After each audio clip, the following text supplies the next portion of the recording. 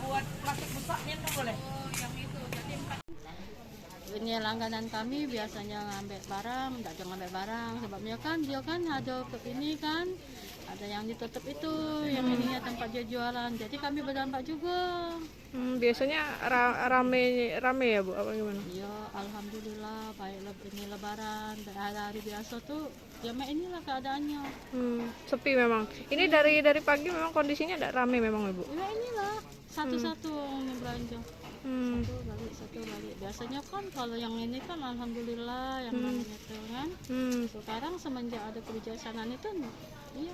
Harapan kita mungkin apa Bu yang pengen disampaikan Bu?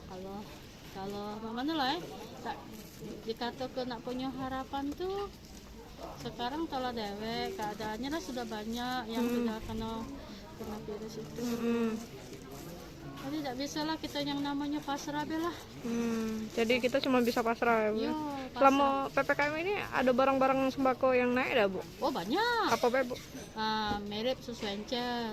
Brand itu jauh berapa persen kan? Berapa Bu? Biasanya Ibu jual berapa? Kan aku ngambil tuh kan sesuai encer tuh sedosnya tuh kan 190-an, sekarang sudah 300-an, jadi kan berapa persen naiknya?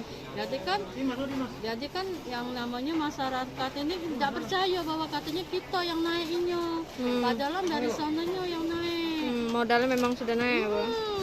Sudah ngilang, terus tuh minyak sayur dari yang harga murah jadi naik. Sagu-saguan cuma yang bahan pokok beras lah jadi naik.